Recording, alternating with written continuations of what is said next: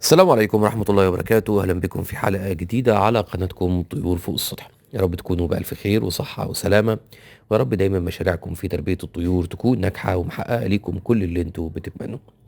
النهاردة جايين نتكلم عن موضوع في غاية الأهمية. لو عايز الفرخة بتاعتك ترقد على البيض لازم تشوف الفيديو ده للآخر. عشان الفرخة ترقد على البيض لازم تاخد بالك من تفاصيل كتيرة وبعض الخطوات كده اللي انت لازم تعملها، لأن الفرخة مش دايما بترقد من نفسها. في فراخ بترقد من نفسها، وفي فراخ تبقى محتاجة حضرتك تظبط لها شوية ظروف كده وتزقها وتدفعها وأحيانا تجبرها على الرقاد. تمام. ركز معايا لحد نهاية الفيديو. قبل أي حاجة اعمل لايك على الفيديو واشترك في القناة وفعل زر الجرس. يلا بينا ندخل في الموضوع على طول. طبعا موضوع مهم جدا يعني، وناس كتيرة بتسأل ليه الفرخة بتاعتي مش بترقد، وازاي اخليها ترقد على البيض بشكل طبيعي من غير ما تضطر ان انت تشتري حضانة او كتاكيت جاهزة، تقعد تستنى بقى الفقاسة وتراقب الفقاسة. ازاي تحل المشكلة دي بسهولة ويسر من غير ما تصرف فلوس كتير.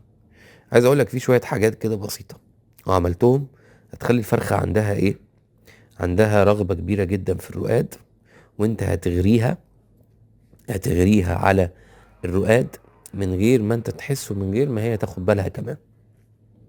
خطوات بسيطة جدا، خطوات سهلة. تمام. اول حاجة لازم تبقى عارف انه مش اي فرخة بترقد. في سلالات غاوية ترقد زي البلدي، الجميزي، السوادي. وفي انواع تانية نسبة الرقاد عندها قليلة. لكن حتى الفرخة اللي مش غاوية ترقد تقدر حضرتك تشجعها وتعمل لها ظروف تخليها تحس ان المكان امان وان المكان مناسب لاخراج كتاكيت وللترقيد وكل الكلام ده. تمام. اول خطوة معانا هي تجهيز العش صح. نسمع كويس بقى ونركز عشان دي الخطوة اللي نبدأ فيها. وكل ما بنبدأ صح كل ما النهاية بتكون صح. الفرخة مش هترقد غير في مكان تحس فيه بالأمان 100%. يعني بنعمل لها عيش هادي مظلم شوية، مش مظلم 100%، ضلة يعني. مكان بعيد عن الدوشة وبعيد عن الطيور التانية سواء ديوك أو حيوانات أو أي حاجة. هنحط في الفرشة تحتها، الفرشة بتاعتها تبقى نظيفة، فرشة من التبن أو نشارة، بس نشارة كويسة، نشارة ناعمة، ويفضل التبن طبعا. وهنحط فيها كام بيضة. تمام. كام بيضة كده فاضية، أو كام بيضة بلاستيك، بيضة مزيفة أو بيضة من الجير. دي أهم خطوة طبعا بتشجعها إن هي ترقد. إن احنا نسحب عينيها كده ونلفت انتباهها حتى لو ببيض مش حقيقي، بيض مزيف. نسحب عينيها كده ونلفت انتباهها. يبقى انت كده حطيت البيض ده ليه؟ علشان خاطر تجيب رجل الفرخة وتغريها على الرقاد، وما تحطش البيض الحقيقي غير لما تتأكد انه الفرخة دي خلاص كده وصلت لمرحلة الرقاد وان هي هترقد.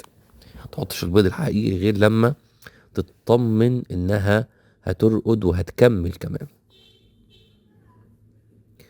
في الوقت ده طبعا هتلاقي الفرخة لو هي عايزة ترقد من نفسها بترقد كده كده بسهولة. انما حتى الفرخة اللي عايزة اغراءات وعايزة حاجة تدفعها هتلاقيها بتقعد في العش فترة اطول. تمام. بتسويها كده برجليها وتنبش فيها، بتلعب في البيض تحتيها وبتحاول تجهز البيض كده او كده، تلعب البيض تتحركوا من هنا لهنا. تمام. ولو حد قرب منها بتطلع صوت كده زي الزعل، صوت زي الزعل. اعرف بقى انها بدأت تفكر. بس لسه فاضل خطوة وتدخل في الرقاد بشكل رسمي. الخطوة دي هي اللي ممكن تخلينا نطمن تخلينا نطمن انه خلاص الفرخة دي هتدينا فترة كويسة راقدة على البيض وتطلع كتاكيت. الخطوة التانية، هنثبت عدد البيض.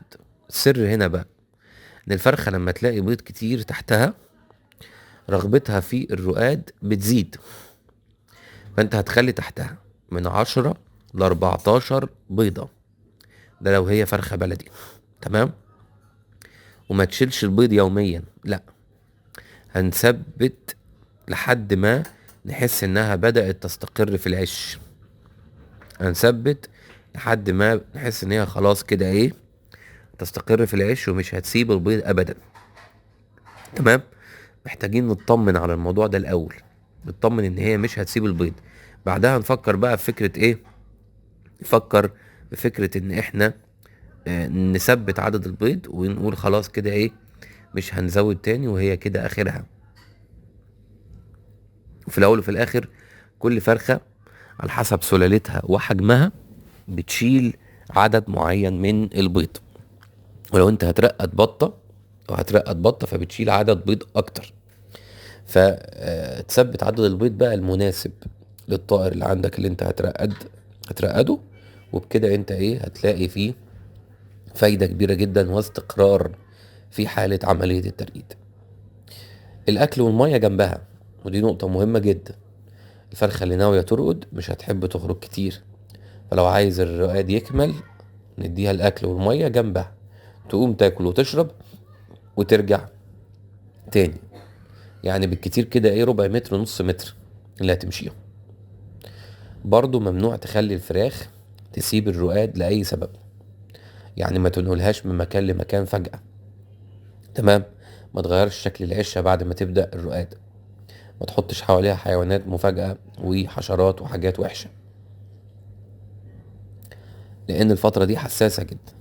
أي دوشة ممكن توقف الرقاد وتبوظ كل البيض اللي حضرتك ايه، اللي حضرتك مستني يطلع كتاكيت. بكده انت عملت خطوات اللي هتساعدك بشكل كبير جدا ان انت تحافظ على انتاجية البيض، وان انت تحافظ على الكتاكيت اللي جوه البيض. وهيبقى فيه استفادة كبيرة جدا مع الوقت، وهتشوف حضرتك ايه، كتاكيت بتطلع قدامك بشكل طبيعي وبدون مشاكل صعبة. لانه المشاكل بتاعة خروج الكتاكيت بتبدأ من فين؟ بتبدأ من اللحظة اللي حضرتك يعني ايه بتأثر فيها في عملية الترقيد. ده كان الفيديو، ما تنساش تعمل لايك على الفيديو، اشتراك في القناة، تفعل زر الجرس عشان توصلك كل الفيديوهات الجديدة اول باول. اشوفك على الف خير في حلقات جديدة، والسلام عليكم ورحمة الله وبركاته.